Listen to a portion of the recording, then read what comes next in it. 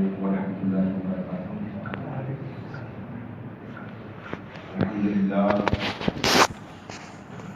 الحمد للہ الذی ابدع الاخلاق والتقدیم والصلاة والسلام علی من کان نبیا وآدم بین الماء والطین وعلى آلہ واصحابہ وازواجہ وذریاتہ وأهل بيته وشهداء محبته وأولياء طريقته وعلماء ملته أجمعين، أما بعد، فأعوذ بالله من الشيطان الرجيم، بسم الله الرحمن الرحيم، ربنا إني أسكنت من ذريتي بواد غير ذي زرع عند بيتك المحرم ربنا ليقيموا الصلاة فاجعل أفئدة من الناس تهوي إليهم وارزقهم من الثمرات لعلهم يشكرون، صدق الله العظيم وصدق رسوله النبي الأمين المختار الكريم، ونحن على ذلك لمن الشاهدين والشاكرين والحامدين والمؤمنين والذاكرين والحمد لله رب العالمين۔ سب سے پہلے عقیدت و محبت کے مطابق سب کے آقا مولا تاجدار مدینہ صفیۃ الحسینہ شفیع المذنبین رحمۃ اللہ علیہ حبیب کبریاء امام الانبیاء جناب احمد مصطفیٰ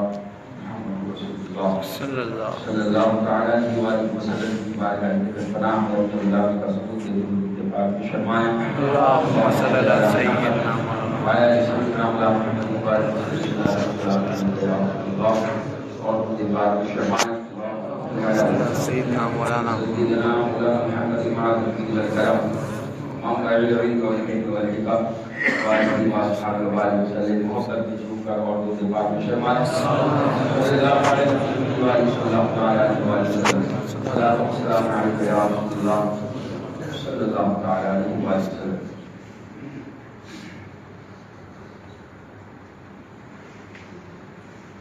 یہ ماہ مبارک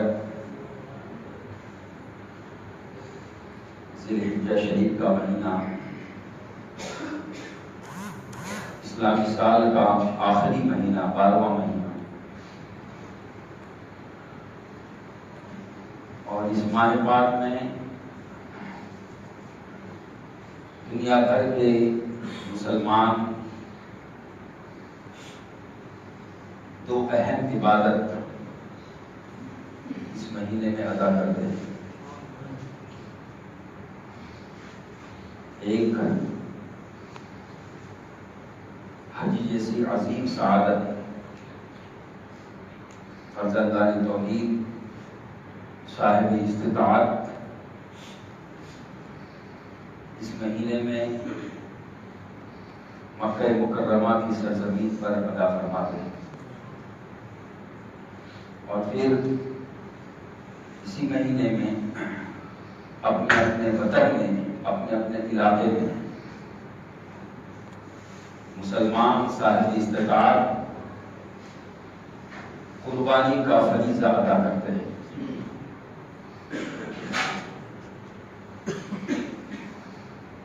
یہ ماہ پاک جیسا کہ گزشتہ جمعہ میں نے عرض کیا تھا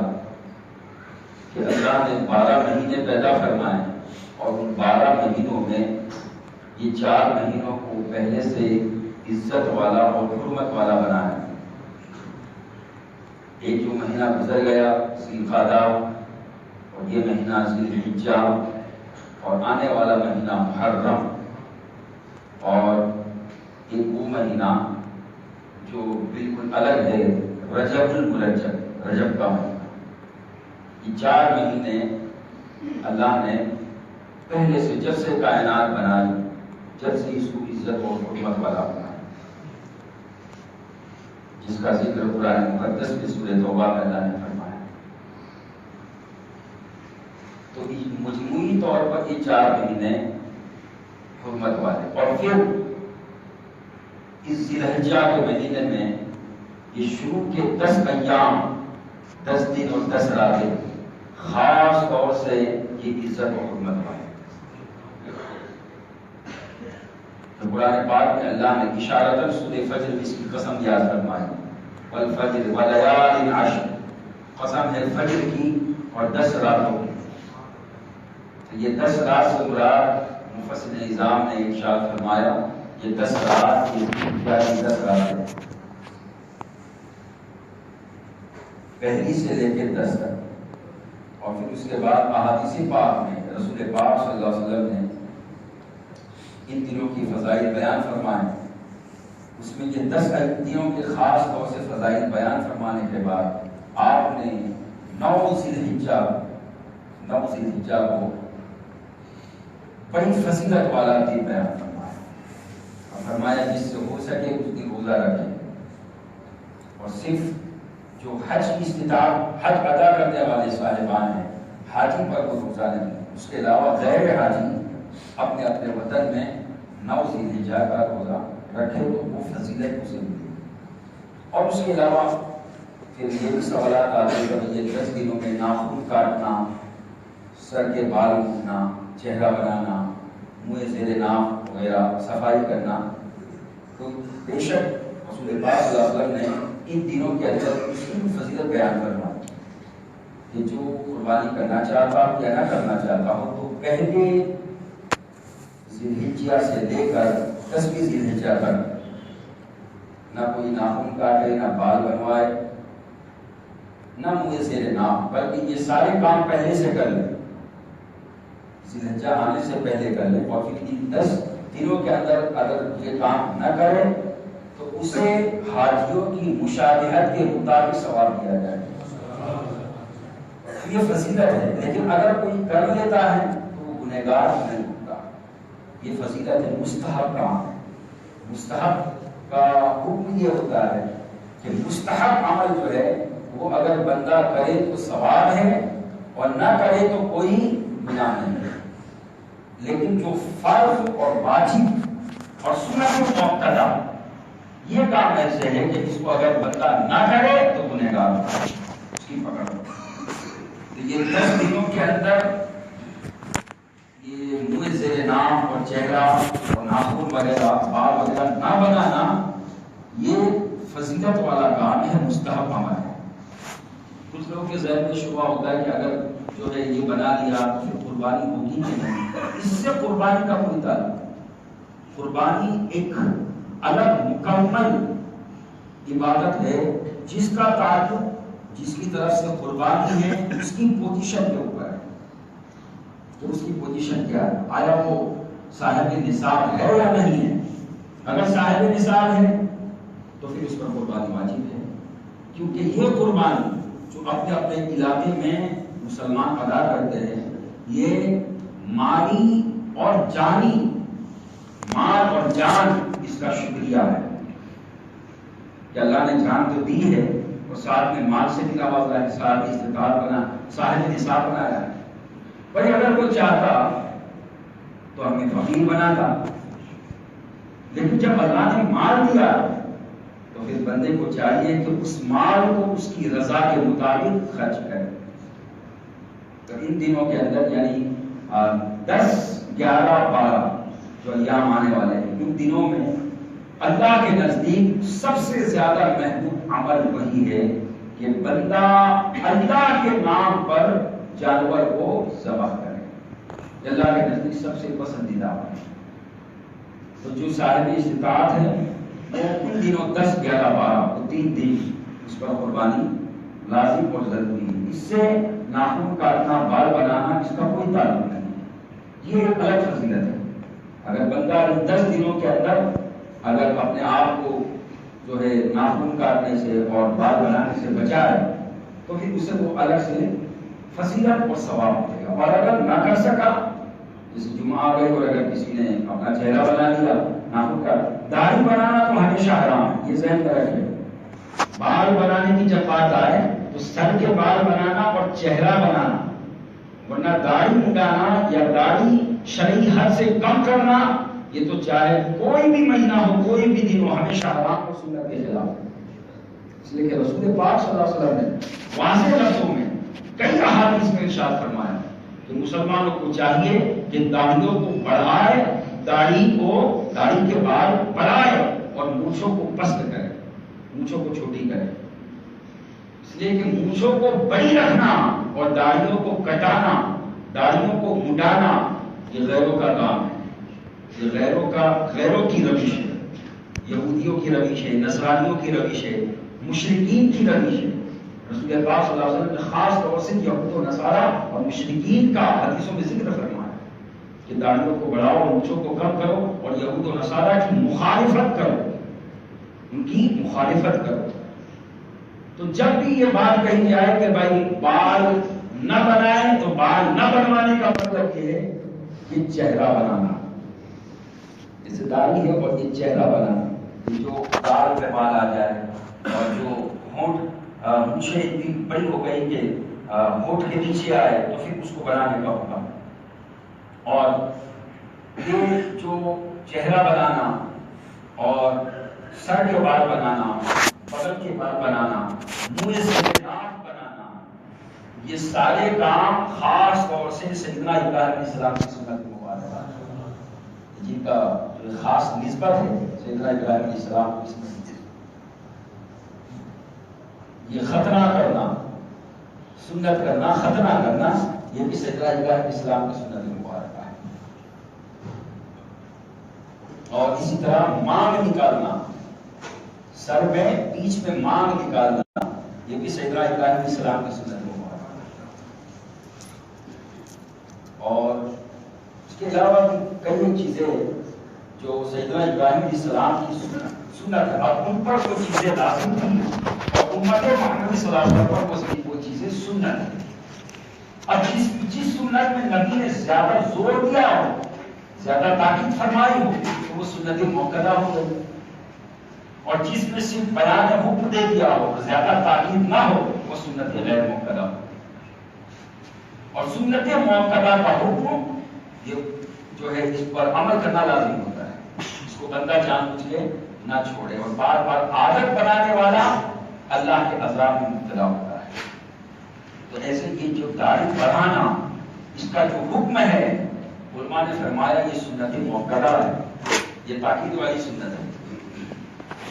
اس پہ رسول پاک صلی اللہ علیہ وسلم نے خاص طور پہ کئی جگہ آپ نے یہ بیان فرمایا،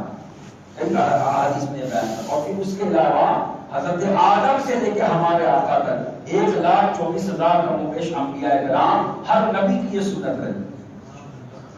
اور پھر اس کے بعد نبی کے بعد ہمارے نبی پاک صلی اللہ علیہ وسلم کے جتنے شاگرد اور صحبت یافتہ ایمان والے صحابی رسول 1,20,000 یا 24,000 سے زیادہ، وہ سب کے سب اس سنت سے مستفیض تھے۔ اور اس کے بعد پھر جو ان کی صحبت میں رہنے والے تابعین کرام، وہ سب کے سب اس سنت کو ادا کرتے ہیں۔ اور اس کے بعد پھر ان تابعین کی صحبت میں رہنے والے تبع تابعین کرام، وہ بھی سنت کو عمل کرتے ہیں۔ پھر ان تبع تابعین کے بعد پھر ان کے راستے پر چلنے والے محدثین، مفسرین، فقہاء، صالحین، اولیاء اللہ، وہ سب کے سب اس سنت پہ عمل کرتے ہیں۔ اب بتائیے اتنا بڑا طبقہ اس سنت پہ عمل کر رہا ہے، اب اس کو غلط یا اس کو ہلکا سمجھنا، یہ میں سمجھتا ہوں یہ جہالت ہے، کم علمی ہے، اور یہ جو ہے اسلام کے احکام کو نہ سمجھنے کی وجہ سے یہ ساری باتیں پیدا ہوتی ہیں۔ ورنہ در حقیقت بات یہ ہے کہ زمانہ کوئی بھی ہو، ماحول کوئی بھی ہو، یہ سنت تو سنت ہے، یہ سنت ہے۔ اور ذہن میں رکھیں، حضرت مفتی احمد یار خان صاحب نبی رحمۃ اللہ علیہ اپنی کتاب میں ان احادیث کو بیان کرنے کے بعد ارشاد فرماتے ہیں کہ یہ سنت ختم ہو رہی ہے، یہ سنت مٹ رہی ہے، یہ سنت پہ عمل کم کیا جا رہا ہے۔ بھائی جو ہے 100 مسلمان آپ لے کے آؤ، اس میں سے آپ کو مشکل سے 10 سنت رسول والے نظر آئیں، 90 ایسے کے ایسے نظر آئیں، یا اس میں سے 20 یا 25، لیکن آدھے سے زیادہ تو ایسے ہی سنت کی مخالفت کرنے والے نظر آئے۔ تو گویا کہ یہ سنت ختم ہو رہی ہے، یہ سنت کو مٹایا جا رہا ہے۔ اور جو ایسے ماحول میں کہ جب سنتیں ختم ہو رہی ہو، نبی کی سنتوں کو لوگ چھوڑ رہے ہو، اور اس ماحول میں بندہ مومن اس سنت کو زندہ کرے، اللہ تبارک و تعالیٰ اسے 100 شہیدوں کا ثواب عطا فرمائے۔ اور پھر آپ نے یہ بھی فرمایا کہ 100 شہیدوں کا بھی ثواب عطا فرمائے گا، اور ساتھ میں اس سنت پر عمل کرنے والے کو اللہ غازی کا بھی ثواب عطا فرمائے، وہ زندہ رہے گا، وہ زندہ رہے، چونکہ اس سنت کے ساتھ وہ لوگوں میں چلتا پھرتا ہے، گویا کہ وہ عملی طور پر دین اسلام کی تبلیغ کر رہا ہے، عملی طور اپنے عمل سے غیروں کے بیچ میں اسی لباس میں اسی سنت کے مطابق جاتا ہے، اور جو ہے اپنے عمل سے اپنے کردار سے اپنی نبی کی سنت کو اجاگر کر رہا ہے، اور یہ غازی کا ثواب پاتا ہے، کیونکہ جو جہاد میں شہید ہو جائے وہ تو شہید کا مرتبہ پاتا ہے، اور جو جہاد کے اندر قتال کے اندر غیروں کے بیچ میں سے واپس زندہ آ جائے تو اسے غازی کا ثواب ملتا ہے۔ تو اس سنت پر عمل کرنے والوں کے لیے جو ہے ہم کہیں گے کہ فائدہ ہی فائدہ ہے، اگر بچ جائے تب بھی فائدہ ہے، اگر اس سنت کی وجہ سے کوئی پہچان کر اسے جان سے مار دے تو وہ شہادت کا مرتبہ پاتا ہے۔ تو بھائی مرنا تو ہر ایک کو ہے، مرنا کوئی دنیا میں ہمیشہ رہنے کے لیے نہیں آیا، وَمَا جَعَلْنَا لِبَشَرٍ مِّن قَبْلِكَ الْخُلْدَ، کوئی بشر ایسا نہیں ہوا جو دنیا میں خود ہمیشہ ہمیشہ رہے، أَفَإِن مِتَّ، مرنا سب کو ہے، لیکن موت ایسی ہو کہ جو سنت رسول کے ساتھ ملبوس ہو کر جا رہا ہے، جیسے کہ اللہ رب العزت نے قرآن پاک میں فرمایا یا ایھا الذین آمنوا اتقوا اللہ حق تقاتہ، اے ایمان والو اللہ کا حق ادا کرو جیسا کہ حق ادا کرنے کا حق ہے، ولا تموتن الا وانتم مسلمون، اور تمہیں موت آئے اس حال میں کہ تم مسلمان ہو، یعنی جب موت کا وقت آئے تو تم مسلمان ہو، تمہارا لباس، تمہارا چہرہ، تمہارا کردار یہ گواہی دے کہ تم مسلمان ہو، اور یہ بڑی سعادت مندی ہے کہ جو اس سنت کے ساتھ اور اس نبی پاک صلی اللہ علیہ وسلم کی سنتوں پر عمل کرتے ہوئے اس دنیا سے جاتا ہے۔ تو میں ایسا کہہ رہا تھا کہ تو جیسے سنت ہے تو سنت کی قسمیں ہیں، تو اور جو سنت غیر موقعہ ہے اس کی تعریف کم ہے، یعنی اس کو کرے تو ثواب ہے، نہ کرے تو کوئی گناہ نہیں، ایسے مستحب بھی ہے کہ کرے تو ثواب، نہ کرے تو کوئی گناہ نہیں۔ تو ان دنوں کے اندر پہلی سے 10 تک اگر کوئی اپنے منہ زیر ناف اور بال وغیرہ نہ بنائے تو اسے ثواب ملے گا، اور اگر بنا لے تو گنہگار نہیں ہوگا اور اس کی قربانی پر کوئی اثر نہیں پڑے گا۔ تو قربانی یہ اللہ رب العزت کی طرف سے ایک عظیم فریضہ ہے مسلمان کی، اور ایسا نہیں کہ یہ صرف مسلمان کے، بلکہ قرآن پاک میں اللہ فرماتا ہے وَلِكُلِّ أُمَّةٍ جَعَلْنَا مَنسَكًا، اللہ نے ہر امت کے لیے قربانی مقرر فرمائی، ہر امت کے لیے قربانی مقرر تھی، نہ کی تھی۔ اب یہ الگ چیز ہے کہ ان کا طریقہ کار اور تھا کہ پہلے جو امتیں قربانی کرتی تھی تو پھر انہیں حکم تھا کہ اس قربانی کے گوشت کو نہ کھائے بلکہ کسی پہاڑ پہ یا کسی کھلی جگہ پہ رکھتے، پھر بعض وقت جب وہ قربانی مقبول ہونے کی ہوتی تو آسمان سے بغیر چھونے والی نورانی آگ آتی اور اسے اٹھا دینے چلی جاتی، سمجھ میں آیا تھا یہ قربانی مقبول ہو گئی، اور جو قربانی مقبول نہ ہوتی وہ گوشت ایسے ہی پڑے رہتا اور پھر اسے درندے چرندے پرندے جنگلی جو درندے وہ آ کے کھا جاتے۔ لیکن جب رسول پاک صلی اللہ علیہ وسلم کی بعثت ہوئی، چونکہ آپ رحمت للعالمین ہیں، آپ کی رحمت کا صدقہ ہے کہ قربانی ہم کریں اور گوشت ہم کھا بھی سکتے ہیں، بلکہ اس کو برکت والا بنا دیں۔ اور پھر قرآن مقدس میں اللہ تعالیٰ نے حکم دیا کہ جو قربانی کا گوشت ہے یہ خود بھی کھائے، گھر والوں کو بھی کھلائے، رشتہ داروں کو بھی کھلائے، اور جو ضرورت مند ہے اس کو بھی کھلائے، لیکن اس میں یہ ذہن میں رکھے کہ غیر نہ ہو بلکہ صرف کلمہ پڑھنے والا ہو۔ بہرحال تو ہمیں چاہیے کہ جس پر قربانی ضروری ہے وہ قربانی ضرور کرے، اس لیے کہ نبی پاک صلی اللہ علیہ وسلم نے جو ارشاد فرمایا کہ جو جس پر قربانی ضروری ہو اور اگر وہ قربانی نہ کرے عید کے دن، اگر وہ قربانی نہ کرے 10، 11، 12 آپ نے فرمایا وہ عیدگاہ کے قریب نہ آئے، یعنی آپ نے تنبیہ فرمائی کہ وہ اتنا غلط رستے پر ہے کہ وہ عید کے دن عیدگاہ کی یعنی عید کی نماز پڑھنے کے لیے نہ آئے، یعنی میری عیدگاہ سے دور ہے۔ مطلب یہ ہے کہ چاہیے جس پر قربانی واجب ہو، ضروری ہو، سب سے صاحب حساب قربانی ضرور کرے۔ جیسا کہ میں نے جمعہ پہ عرض کیا تھا کہ میرے گھر کے اندر یہ ضروری نہیں کہ ایک ہی کی طرف سے قربانی ہو، یا پھر یہ جیسا ہم نے بنا لیا ہے کہ اس سال ہمارے ابا کی، اگلے سال ہماری اماں کی، پھر اس کے بعد پھر ہماری کی۔ یہ سسٹم اور یہ طریقہ شرعی اسلامی طریقہ نہیں ہے، بلکہ شرعی اسلامی طریقہ جو قرآن و احادیث سے اور ائمہ احناف کے نزدیک جو ثابت ہے وہ یہ ہے کہ 10، 11، 12 یہ 3 دن جو قربانی کے ہیں، 10واں چاند، 11واں چاند، 12واں چاند جو آنے والا ہے، آج دوسرا چاند 10، 11، 12، وہ 3 دن کے اندر بندے کی پوزیشن دیکھیں کہ بندہ اگر صاحب نصاب ہے یعنی وہ جانور خرید سکتا ہے،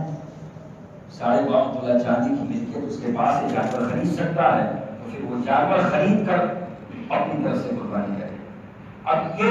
شریعت نے اختیار دیا ہے، چاہے تو بڑے جانور میں حصہ لے، چاہے تو چھوٹا جانور لے، لیکن اس میں بھی عمر کی شرط ہے، عمر کی شرط ہے کہ جو چھوٹا جانور جیسے بکرا، بکری، تو گھیٹا، اس کی عمر کی 1 سال کی شرط ہے، 1 سال سے کم ہوگا تو قربانی نہیں۔ ایسے جو بڑے جانور ہیں جیسے جو ہے بھینس ہے، پاڑا ہے، جب اس کی قسم میں سے جو دوسرے ہیں تو وہ 2 سال کی ہونی چاہیے، 2 سال سے اگر 1 دن بھی کم ہے تو قربانی نہیں۔ عمر کا لحاظ رکھیں، اور پھر اس میں جو ہے فرما جتنا ہو یعنی جتنا اچھا گوشت ہو اتنا افضل ہے۔ جب کچھ یہ بھی ذہن میں رکھیں کہ خصی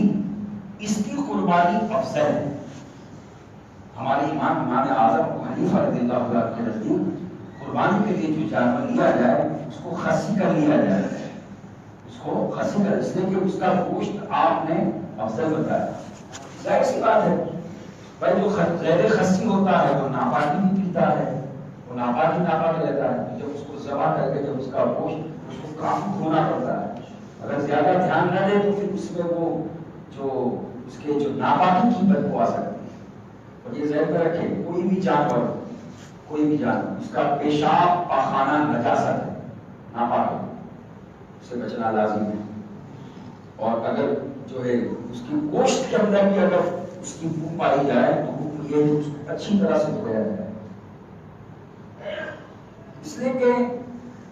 اسلام جو ہے، اسلام یہ اللہ کا مذہب ہے، اور اللہ پاک ہے، وہ پاکی کو پسند کرتا ہے، رسول پاک ہے، وہ پاکی کو پسند فرماتے ہیں، اسلام پاک ہے، وہ پاکی کے احکام دیتا ہے۔ اور اللہ تعالیٰ نے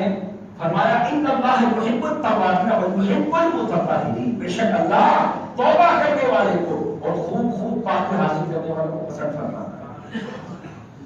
اور نبی پاک نے فرمایا الطہارۃ نصف الایمان الطہور شطر الایمان، مختلف الفاظ کے ساتھ کہ پاکی آدھا ایمان، پاکی کا بڑا لحاظ رکھا گیا۔ اور یہی وجہ ہے کہ نماز کی پہلی شرط کیا ہے؟ پہلی شرط طہارت، پاکی ہے۔ بندہ اگر پاک نہ ہو تو پھر وہ عبادت کے قریب بھی نہیں آ سکتا۔ تو جو کپڑا پہنے وہ بھی پاک ہو، جو استعمال کرے وہ بھی پاک ہو، اور جو کھائے وہ بھی پاک، جو کھائے وہ بھی پاک، اس میں بھی ناپاکی کا شائبہ۔ تو جو پاخانہ اور پیشاب یہ ناپاک ہے، حلال جانور کا، ایسے ہی جہاں پاخانہ پیشاب اس کے پیٹ میں جمع رہتا ہے وہ جگہیں جیسے اوجھڑی اور آنتیں وہ بھی حرام، مقبول تحریمی حرام کے قریب، اس کو بھی نہ کھائے، اور اس کو بھی شوق سے کھائے۔ ذہن میں اس پر پورا فقہائے کرام اس پر بڑی بحث کی، لمبی بحث کی کہ حلال جانوروں کے اندر بھی بہت سی چیزیں ایسے ہیں جو کھانا منع ہے، تو اس میں سے یہ چیز بھی ہے، اوجھڑی اور آنتیں اور مثانہ جہاں پہ پیشاب جمع رہتا ہے، اس کو کھانا مکروہ تحریمی یعنی حرام کے قریب گنہگار ہوگا۔ اچھا، مکروہ تحریمی اور تنزیہ کا بھی فرق سمجھ لیں کہ جس کا حکم مکروہ تحریمی ہو اس کو کرنے والا گنہگار ہوگا، اور جس کا حکم مکروہ تنزیہی ہو اس کا کرنے والا گنہگار نہیں ہوگا، بلکہ یہ کہا جائے گا کہ خلاف اولا ہے، بہتر ہے۔ تو اجڑی اور جہاں پہ پیشاب جمع رہتا ہے جانور کے اندر، اس کا کھانا علماء نے مکروہ تحریمی فرمایا ہے، مکروہ تنزیہی نہیں۔ بہت سے لوگ کہتے ہیں یار مکروہ ہے، کھا لو، کیا بات ہے، مکروہ تو چل سکتا ہے۔ نہیں، مکروہ کی بھی قسمیں ہیں، تحریمی اور تنزیہی، جیسے سنت کی قسمیں ہیں، مؤکدہ اور غیر مؤکدہ، ایسے ہی مکروہ کی بھی قسمیں ہیں، تحریمی اور تنزیہی۔ تو تحریمی سے بچنا لازم ہے، اور اگر تنزیہی ہو گیا تو کوئی بات نہیں۔ جیسے نماز کے اندر اگر آپ کوئی واجب چھوٹ جائے تو کیا کہیں گے؟ مکروہ تحریمی ہو گئی نماز، تو کیا نماز ہو جائے گی؟ کہا نہیں، واپس سے پڑھنی پڑے گی۔ اور اگر جو ہے اسے خیال آ گیا تو پھر وہ سجدہ سہو کر لے گا، اس کی نماز ہو جائے گی۔ تو مکروہ تحریمی کرنے والا اس پر سجدہ سہو لازم ہے نماز کے بعد۔ تو ایسے ہی جس کھانے کا حکم مکروہ تحریمی ہو اس سے بچنا لازم ہے۔ تو اوجھڑی اور آٹے اور مسانہ اور ٹکتا، یہ جو ناپاک چیزیں جہاں رہتی ہیں اس کو نہ کھانا مسلمانوں کے لیے ضروری ہے، بلکہ علماء نے حکم دیا کہ اس کو پھینک دے۔ ایسے یا یہ جیسے دوسری غلاظتیں جو غیر لوگ اٹھا کے لے جاتے ساتھ مسئول ہے، مسلمان نہ خود کھائے نہ کسی مسلمان کو تحفے میں دے۔ ہاں، اس کا گوشت ہے وہ بلا شبہ آپ بھی کھائے، اپنے دوست و احباب کو بھی دیں، اپنے گھر والوں کو بھی کھلائے۔ اور ایسے ہی جو اس کی جلد ہے، یعنی جو اس کا چمڑا ہے، جو قربانی کا چمڑا ہے، تو وہ چمڑا اس کو اپنے لیے بیچ نہیں سکتا۔ جیسے میری طرف سے قربانی دی، میں نے قربانی دی، اب میں اس کے چمڑے کو اپنی ذات کے فائدے کے لیے بیچ نہیں سکتا۔ ہاں، یہ ہو سکتا ہے کہ میں نے بیچا لیکن اس نیت سے کہ وہ جو پیسہ آئے گا میں مسجد میں دوں گا، یہ جائز ہے۔ میں نے بیچا اس چمڑے کو، میں نے بیچا اس نیت سے کہ وہ پیسہ میں استعمال نہیں کروں گا، بلکہ میں میرے فلاں بڑے ضرورت مند ہے اس کو دوں گا، یا فلاں عالم دین کو دوں گا، یا فلاں دین صاحب کو دوں گا، یا فلاں مدرسے میں دوں گا، غرضے کے دینی کا یا کوئی بھی ضرورت مند کو میں وہ پیسہ دوں گا، تو پھر وہ جائز ہے، اس کو وہ بیچ سکتا، لیکن اپنے لیے بیچ نہیں سکتا۔ جیسے قربانی کا گوشت قربانی کرنے والا اپنے لیے بیچ نہیں سکتا، ایسے اس کا چمڑا بھی اپنے لیے اپنے فائدے کے لیے بیچ نہیں سکتا۔ اور یہ کہ ہو سکتا ہے چمڑا کسی مدرسے میں دے دے یا کسی ضرورت مند کو دے دے کہ وہ اپنا بیچ لے، اور یہ بھی ہم کر سکتا ہے کہ خود بیچ کر پیسہ دے دے، یہ دونوں صورتیں جائز ہے، اپنے لیے بیچ نہیں سکتا۔ جیسے کچھ لوگ کہتے ہیں یار بہت سے غریب جو ہے ان کو اس کے لیے نہیں دیتے گوشت، کہ ان کے پاس اتنا گوشت جمع ہو جاتا ہے قربانی کے دن کہ وہ گوشت بیچتے ہیں، تو اس کے لیے ہم نہیں دیتے۔ یہ ذہن میں رکھیں کہ ہم نے قربانی کی، ہم جانتے ہیں یہ ضرورت مند ہے، یہ غریب ہے، اگرچہ اس کے پاس کتنا ہے گوشت جمع ہو جائے، ہم نے دے دیا، اب ہمارا جو عمل ہے وہ ادا ہو گیا، ہمیں ثواب مل گیا۔ اب وہ گوشت اس کی ملکیت میں چلا گیا، سامنے والے کی ملکیت، اگر اس کے پاس زیادہ ہے تو وہ اگر بیچنا چاہے تو بیچ سکتا ہے، ہم نہیں بیچ سکتے۔ یہ مسئلہ ہمیشہ ذہن میں رکھیں کہ ہماری طرف سے قربانی ہے تو ہمارے لیے لازم ہے کہ ہم جو ہے گوشت کے 3 حصے کریں۔ یہ مستحب عمل ہے، یہ افضل عمل ہے، یہ بھی ذہن میں رکھیں۔ اگر کوئی اس کے خلاف کرتا ہے تو گنہگار نہیں ہوگا، لیکن 3 حصے کرنا قربانی کے جانور کے لیے افضل ہے اور مستحب ہے۔ ایک حصہ اپنے گھر والوں کے لیے، ایک حصہ اپنے دوست و احباب کے لیے، اور ایک حصہ خاص طور سے غریبوں کے لیے جو ضرورت مند ہیں۔ دوستو، اسلام کے کئی احکام جس میں ضرورت مندوں کا خاص خیال رکھا گیا ہے، اور ان دنوں کے اندر خاص طور سے حکم ہے کہ ضرورت مند کو فراموش نہ کیا جائے، بلکہ قرآن پاک میں سورہ حج کے اندر اللہ نے واضح طور پر ان کا ذکر فرمایا۔ تو المختصر یہ کہ اس مہینے کے اندر یہ عظیم جو ہے اللہ کی عبادت ہے، اس کو ادا کرنا ہے، اور اللہ کی رضا کے لیے یاد رکھے جہاں اس موجودہ ماحول کے تحت یہ بھی سمجھ لے کہ قربانی جو ہے نہ کسی کے دکھلاوے کے لیے ہے، نہ کسی کو جلانے کے لیے، نہ کسی کو نقصان پہنچانے کے لیے، نہ شہرت کے لیے، بلکہ قربانی صرف اور صرف اللہ کی رضا کے، بس یہ ذہن رکھیں۔ تو ایسا کام نہ کرے جس سے امن و امان میں جو ہے ایک فتنہ فساد پیدا ہو، بلکہ موجودہ صورت کو ذہن میں رکھتے ہوئے اسلام امن کا دین ہے، اسلام شانتی کا دین ہے، اسلام سلامتی کا دین ہے، اسلام ہی وہ کائنات کے اندر پہلا مذہب ہے کہ جس نے انسانیت کو یہ ذہن دیا، یہ فکر دیا کہ دنیا میں رہو تو خود بھی جیو، دوسروں کو بھی جینے جیو اور جینے دو کا جو نعرہ ہے یہ مکے کی سرزمین سے اٹھا ہے دوستو۔ تو لہذا ہمیں بھی اس پر عمل کرنا ہے، جیو اور جینے دو، لکم دینکم ولی دین، کہ تمہارا دستور بنایا ہوا قانون تمہارے لیے ہے، ہمارے لیے ہمارے اللہ کا قانون ہے، ہمارے نبی کا قانون ہے، بس ہمارے لیے یہ قانون ولی دین، ہمارے لیے ہمارا دین ہے۔ اگر کوئی اس میں مداخلت کرتا ہے تو وہ خود اپنے انجام تک پہنچے گا، اس لیے کہ مذہب اسلام نہ کسی مولوی کا بنایا ہوا ہے، نہ کسی مفتی کا، نہ کسی محدث کا، نہ کسی ولی کا، نہ کسی انسان کا، بلکہ یہ قانون کی اصل اور یہ قانون کا اصول، یہ قانون کا ضابطہ خود خالق کے کائنات نے بنایا اور خود اس کے پیارے حبیب نے بنایا۔ اسلام کے تمام احکام کا دار و مدار سب سے پہلے کس پر ہے؟ پہلے قرآن پر ہے، اس کے بعد پھر حدیث پر ہے، یہ تو اہم اصول ہے۔ تو قرآن کس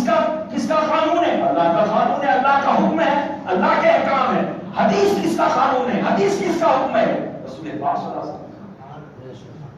ہم جو ہے ہمارا قانون کسی اور کا بنایا ہوا نہیں ہے، بلکہ اللہ رسول کا قانون ہے۔ اور آپ تبھی تو دیکھیے نا کہ آج یہ کہا جاتا ہے کہ بھائی یہ حکم ملا کہ یہ چیز، یہ طلاق جو ہے یہ غلط ہے، اس کو ناپسند کر دیا گیا، اس کو ناپسند کر دیا گیا۔ یہ آج اتنی بحث کے بعد یہ بات کر رہے ہیں، اسلام کو 1400 سال سے کے بعد بیان کر رہا۔ کیا یاد نہیں رسول پاک صلی اللہ علیہ وسلم نے جو فرمایا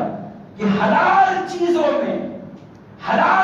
میں سب سے زیادہ مقبول اور سب سے زیادہ ناپسندیدہ چیز وہ طلاق ہے۔ اسلام تو پہلے سے بول رہا ہے کہ جب کوئی بندہ طلاق دیتا ہے تو عرش الہی ہل جاتا ہے۔ یہ ساری باتیں تو اسلام پہلے سے۔ اب اگر ماننے والے اس کا غلط استعمال کریں، ماننے والے اگر غلط ہو تو اس میں اسلامی قانون کا کیا قصور؟ اسلامی قانون تو اٹل ہے، اور جہاں تک ماننے والوں کی بات ہے تو کوئی بھی مذاہب ہو، کوئی بھی مذاہب لے لو، ہر مذاہب کے اندر سب کے سب پورے طریقے سے فالو کرنے والے نہیں ہوتے ہیں، بلکہ کچھ ایسے ہوتے ہیں جو پورے طریقے سے مانتے، کچھ ایسے ہوتے ہیں جو شیطان کے وسوسے میں آ کر، دنیا کے ماحول میں آ کر اور غلط راستے پر چل کر پھر وہ جو ہے شریعت کے اور اپنے مذہب کے حکم کو پائے داغ رکھ کر دوسرے کے مذہب پر عمل کرنے لگتے۔ اور یہ بات حضور شیخ الاسلام نے 20-22 سال پہلے فرمائی تھی کہ مسلمان کو چاہیے کہ اپنے قانون اسلامی کو سمجھے اور اپنے شریعت کا قانون، پرسنل لا، مسلم پرسنل لا، یعنی وہ قانون جو مسلمانوں کے لیے اللہ رسول نے دیا ہے اس کو سمجھے اور اس پر عمل کرے، اور اپنے ہر معاملے کے لیے غیروں کا دروازہ نہ کھٹکھٹائے،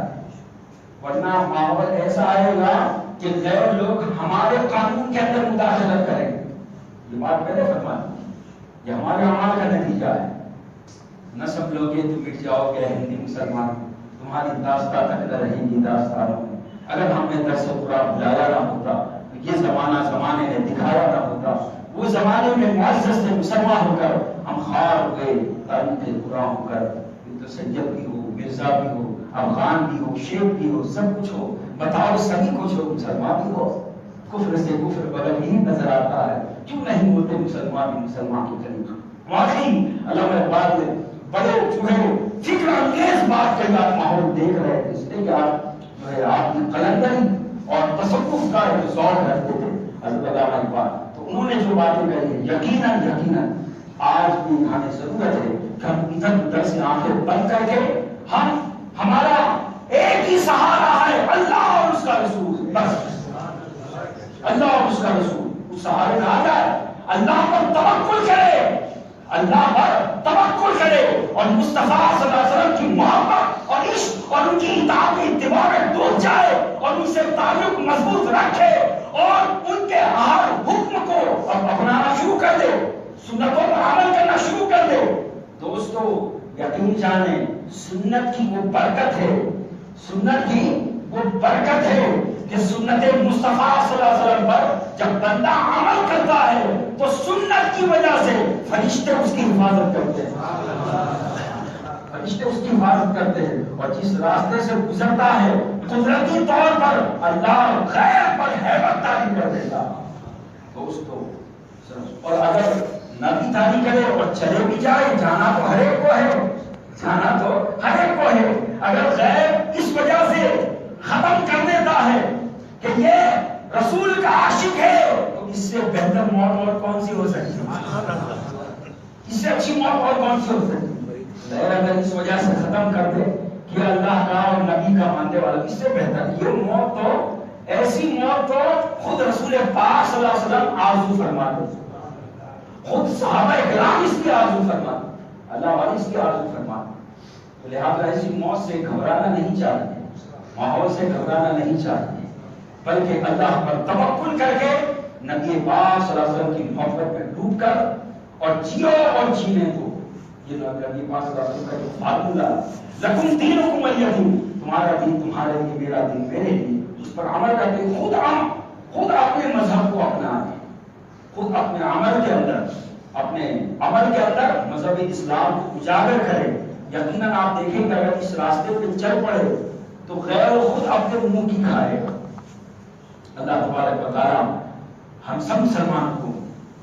اس اپنے کلام کی اور اپنے پیارے رسول صلی اللہ علیہ وسلم کے فرامین اور ان کی سنتوں پر عمل کرنے کی توفیق عطا فرمائے. اللہ کی عزت یہ جو حالات حاضرہ ہیں اللہ تبارک و تعالیٰ اپنے فضل و کرم سے نبی پاک صلی اللہ علیہ وسلم کے صدقہ و وسیلے سے تمام امت مسلمہ کے لیے یہ حالات سازگار فرما کر ہر امت محمدی صلی اللہ علیہ وسلم کو سچا عاشق بنا. آمین. واخر دعوانا الحمدللہ رب العالمین. السلام علیکم ورحمۃ اللہ وبرکاتہ.